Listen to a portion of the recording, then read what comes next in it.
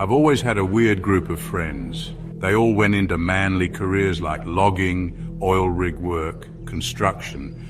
I'm the black sheep of our little group of high school buddies. I went into IT. They give me all the time about working on nerd stuff, and I give them back. Me no likey computer, me dig. I'm an unlikely addition to their group of friends, but it works somehow.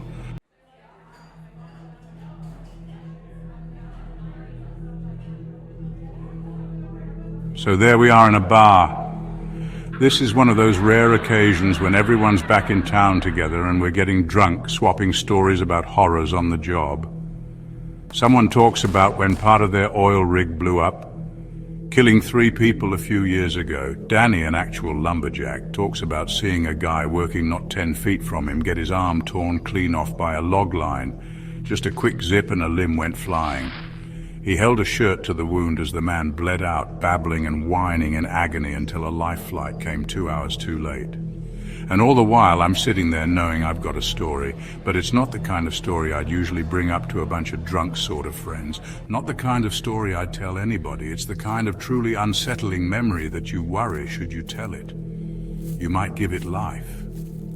You might feed it somehow, make it more real. I carry it around in the back of my mind like a caged, dangerous animal, not considering letting it out. Until now.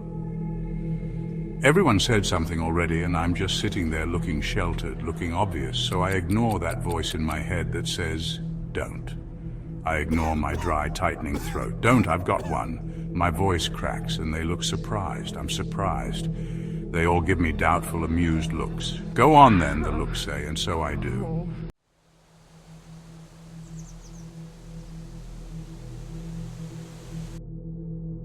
I work from home on our 30 acres outside of a small town in Alaska. I live alone, no kids. It's a college town, just a small liberal arts college of a few hundred, but it's the heart of the town. The campus is huge, with the natural beauty of the area being a big draw. Reservation land neighbors the campus, and the tribe sort of acts like park rangers for the hundreds of miles of forest trails. My own land borders part of the campus on the other side. One day I'm out at the edge of the cleared part of my property right behind my house. It's probably about 200 yards from the house. I'm watering a set of raised beds I have right near the tree line, just enjoying the scorching sunny day. And that's when something weird happens. There's this sound, like a record of someone speaking coming from a few hundred feet into the woods. It's like someone talking to you through a bad cell connection, where only parts of the words are coming through and it's just noise, but you can tell it's supposed to be words. I just stood there listening to the noise, curious but not afraid. I didn't even turn the hose off. I think, looking back, that's why it took me so long to get freaked out, to start taking it seriously. Weird things like that, supernatural things, they happen at night, deep in the woods, not at 1 o'clock in the afternoon while standing right in your backyard. After about 30 seconds, it just stops. I turn the water off, then figure out if it actually stopped or just got quieter. Nothing. I file it away as a minor oddity, something to be brought up later as a casual conversation token, or more likely forgotten. That was my first regret.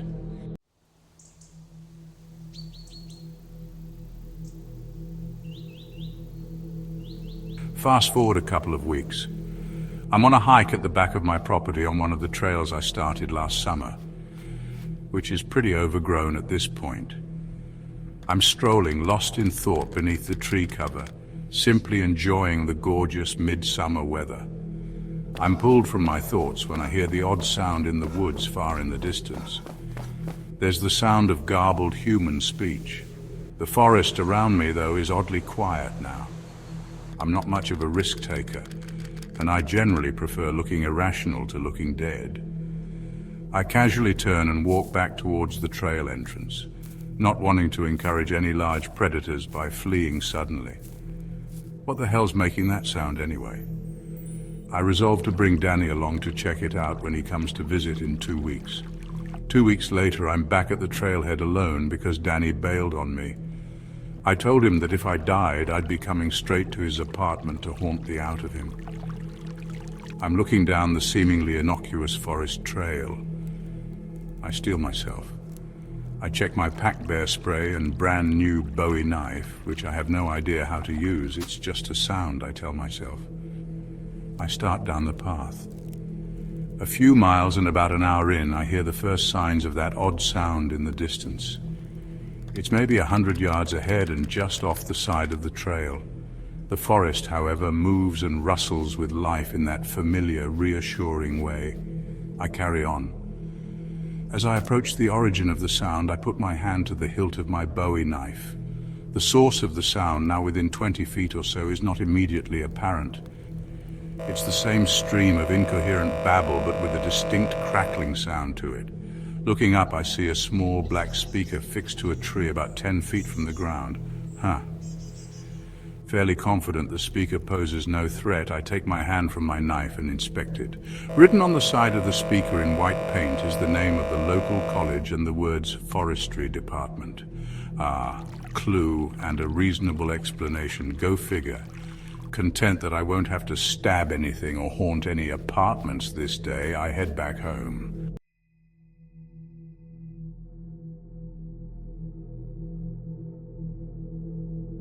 During a slow day the next week, I call the forestry department of the college. Yes, I'd like to speak to the dean. No, I'm not a student. No, they don't know I'm calling. The dean answered in a bored voice, but seemed eager to answer my questions as if I were the highlight of an otherwise mundane day.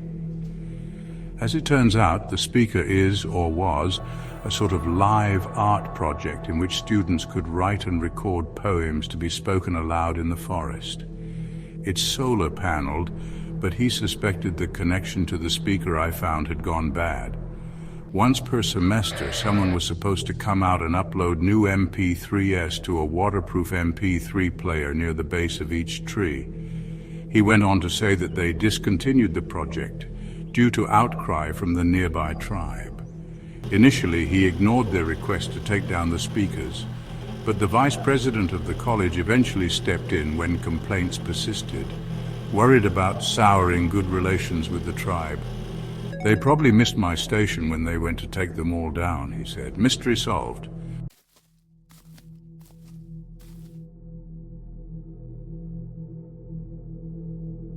Hiking season passes without incident. About a month after the snows finally melt, I decide to go on another hike on the trail with the speaker. I've got some overnight camping gear with me, and I plan to camp out near my turnaround point a few hours away. I almost miss the speaker when I'm about an hour in. It's completely silent now. I stop to poke at the electronics event, but there's nothing obviously wrong with it. The fraying connections appear to have finally worn out over the winter. I continue down the trail. About 2 hours later, I've set up my tent and prepared a simple camp.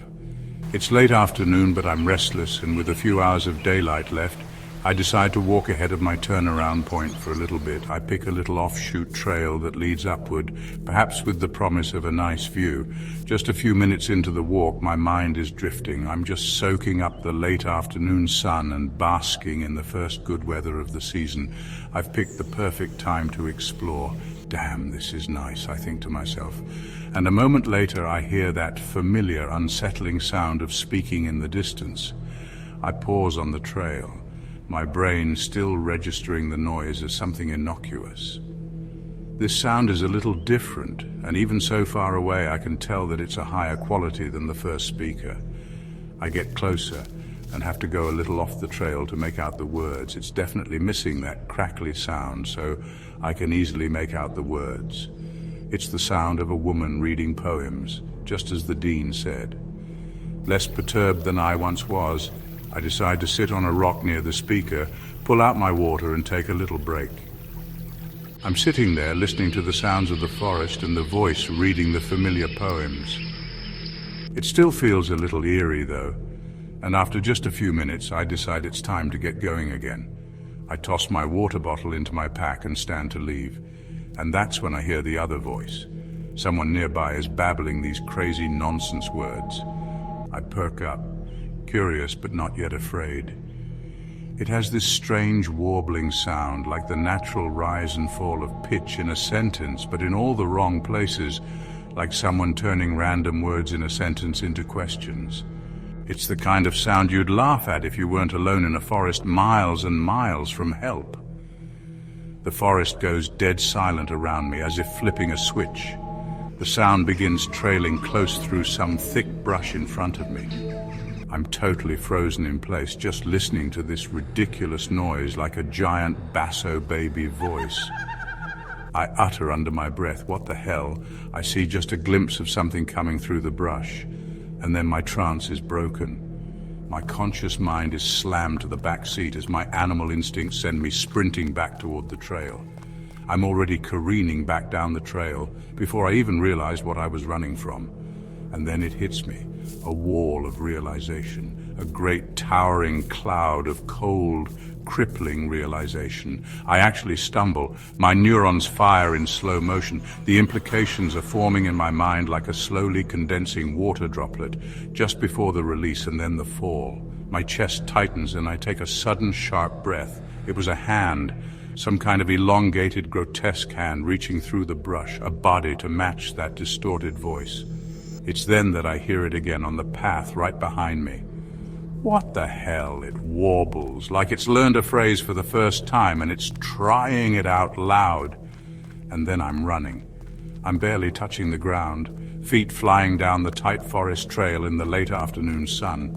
Tree branches are slapping at me as I barrel down the path, careless, mindless. My nerves are on a knife's edge for the entire sprint back to camp, ears pricked, skin covered in goosebumps. I enter a clearing and slow to walk cautiously into camp, my hand hovering lightly over my bowie knife. I see my tent in the small clearing where the main trail splits into these smaller tributaries. The tent sits in the shade, flap partially open. I stop, staring at it. It would take about 10 minutes to pack it up. I contemplate it for about half a second. Nope. And then I'm moving again, back on the main trail.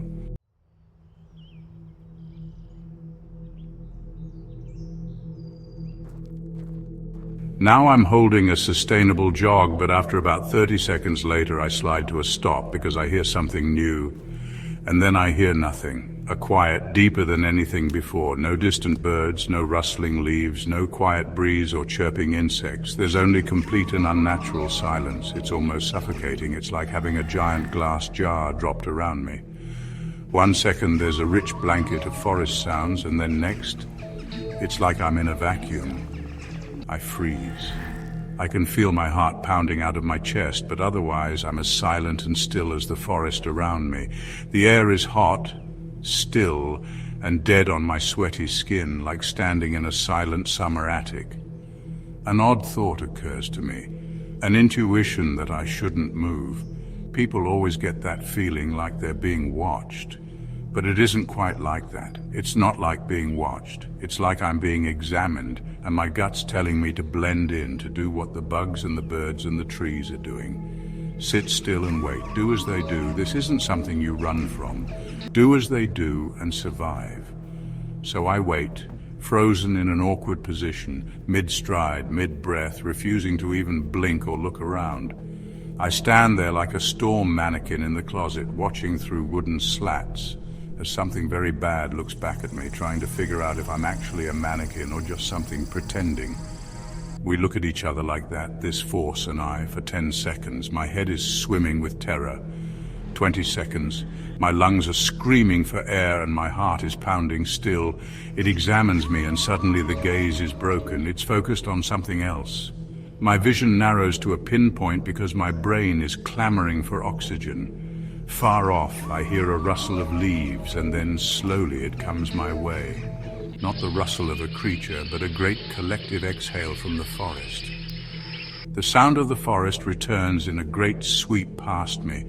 I bend, put my hands to my knees, and join in with a heaving gasp of my own. The rest of the trip back is a barely restrained panic. I jump at every twig snapping, but I'm in a forced calm because the logical part of me knows I can't run forever. I set my pace at a brief hike for 2 hours into the late evening. It's getting dark by the time I get back to my property.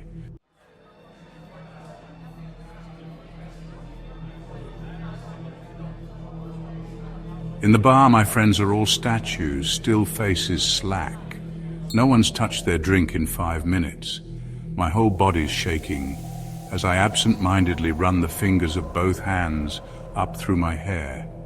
It was like I was staring down the barrel of a gun I couldn't see, but I knew that if I had so much as twitched, I wouldn't be here right now. It would have known I was there. It would have known I was real.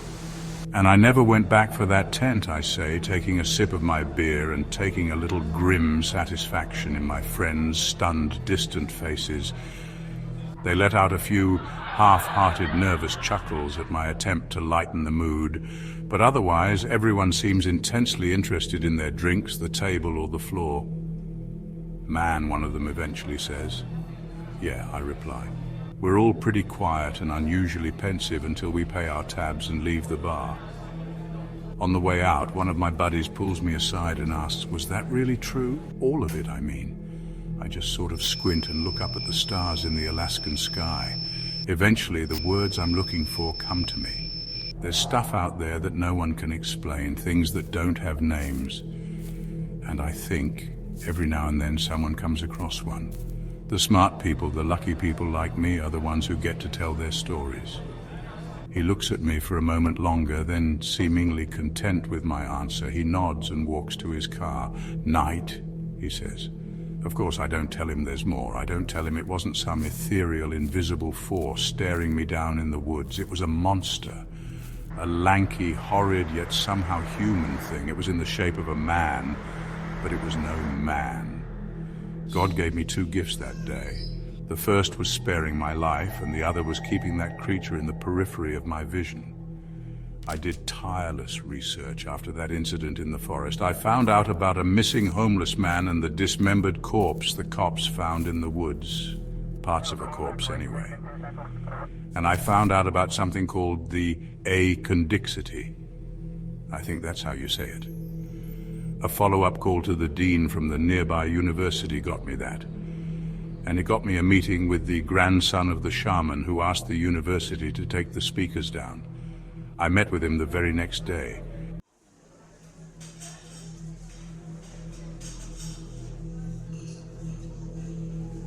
I don't know how well I can explain it. I don't think of it the same way my grandfather does, Ida says.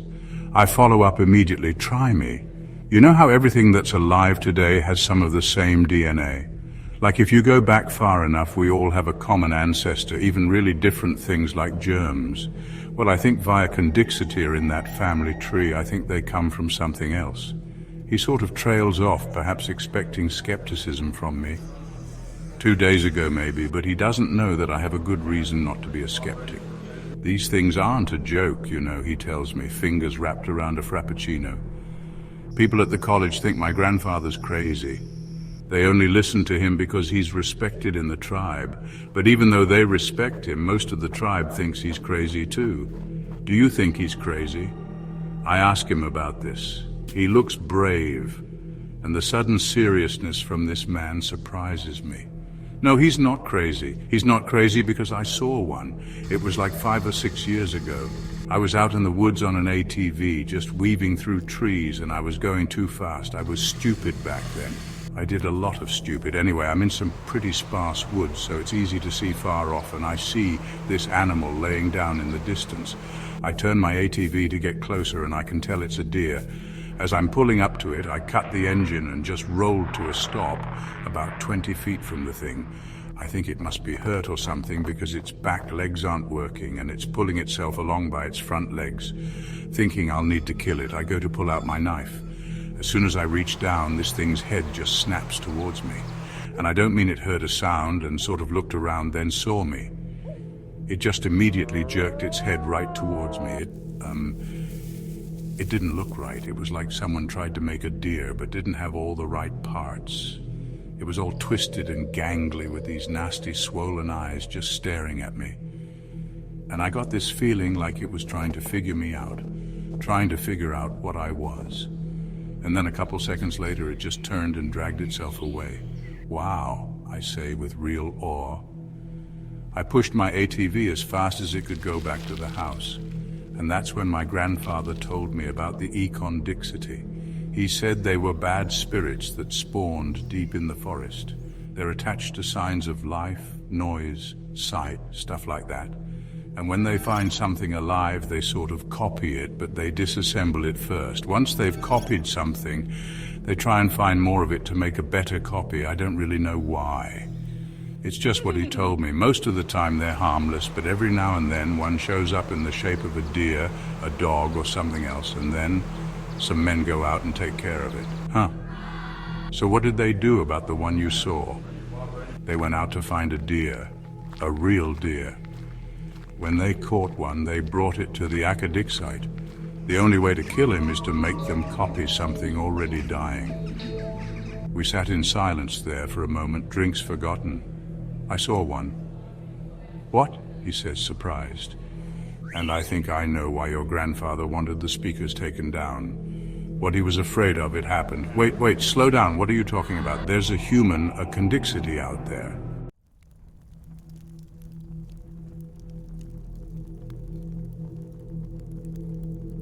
A few hours later, we're standing at the trailhead behind my apartment.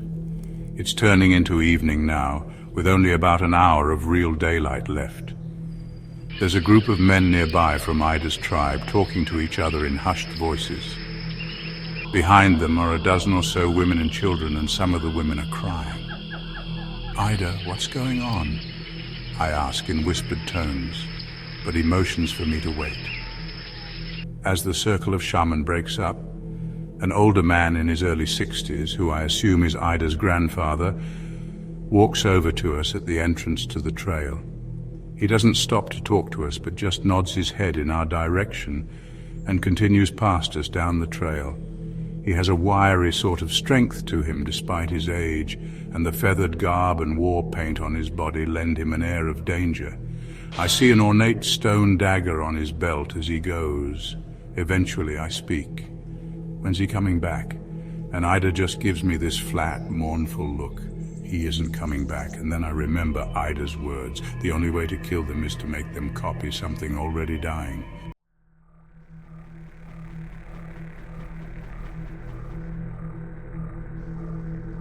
For more great stories, make sure to check out the author's podcast. I'll put a link in the description. Thanks for listening. On Screen Text.